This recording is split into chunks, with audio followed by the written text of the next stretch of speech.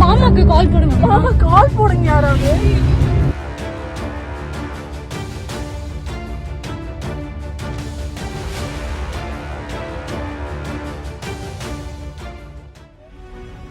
நள்ளிரவில் சினிமா வில்லன்களைப் போல சென்ற இளைஞர்களின் கார் இளம்பெண்களின் காரை துரத்துவதும் அவர்கள் அலறி துடித்தபடி காரில் தப்பித்து ஓடுவதும் என பரவும் பகீர் வீடியோ காட்சி தமிழகத்தையே பதைபதைப்புக்குள்ளாக்கி இருக்கிறது. இதனால் யார் அந்த சார்கள் என மீண்டும் பரபரப்பு சர்ச்சையை கிளப்பியிருக்கிறது இந்த சம்பவம். நள்ளிரவில் நடந்தது என்ன? காரில் சென்ற இளம்பெண்களை காரில் வந்த இளைஞர்கள் பின்தொடர்ந்து மிரட்டிய பின்னணி என்ன என காவல்துறை தோண்ட ஆரம்பித்த போதுதான் அடுத்தடுத்து அதிர்ச்சி தகவல்கள் வெளியாகிக் கொண்டிருக்கின்றன.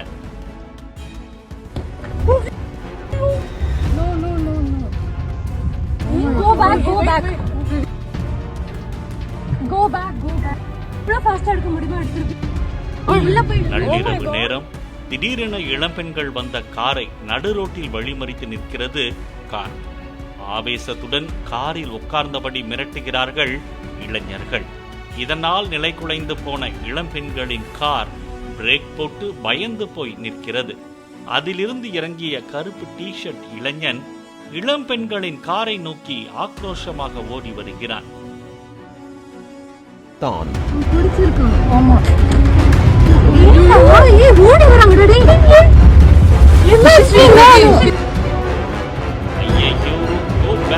கோ பேக் என அலறும் இளம் பெண்கள் அந்த இளைஞர்களிடமிருந்து அதிவேகமாக தப்பிக்க முயற்சிக்கிறார்கள்.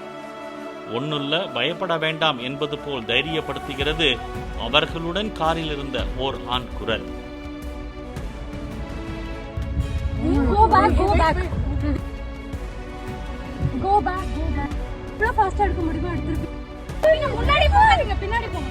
ஆனாலும் தொடர்ந்து அவர்களிடமிருந்து தப்பிக்க மாமாவுக்கு கால் பண்ணுங்க என அலறி அடித்தபடி காரை வேறு பக்கம் திருப்பிக் கொண்டு வேகமாக ஓட்டுகிறார்கள்.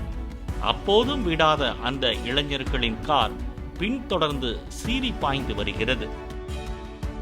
மாமாக்கு கால் போடுங்க. மாமா கால் போடுங்க யாராவது. It's not safe at all. Okay. Oh my god.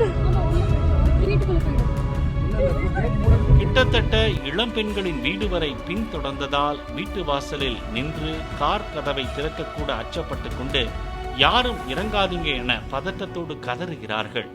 மீண்டும் காரை கொண்டு வந்து மறித்து நிற்கிறது அந்த முரட்டு கும்பல். காரிலிருந்து இறங்கி வந்த முரட்டு இளைஞர்களிடம் போலீசுக்கு கால் பண்ணி இருக்கேன் என இளம்பெண்களுடன் இருந்த இளைஞர் பேசுவதும் கதவை திறக்க வேண்டாம் என அலறுவதுமாக உள்ள இந்த வீடியோ வெளியாகி தமிழகத்தையே பரபரப்பாக்கி இருக்கிறது. மேல இருந்து வந்துட்டு இருக்காங்க, நீங்க கிளம்பணும். மேல இருந்து வந்துட்டு இருக்காங்க, நீங்க கிளம்பணும். போலீஸ் கால் பண்ணி. இதனால் அந்த இளம் பெண்களுக்கு என்ன நடந்தது? நள்ளிரவில் பெண்களை மிரட்டிய முரட்டு இளைஞர்கள் யார்? எந்த பகுதியில் நடந்த சம்பவம் இது என அடுத்தடுத்த பரபரப்பு தொற்ற ஆரம்பித்துள்ளது.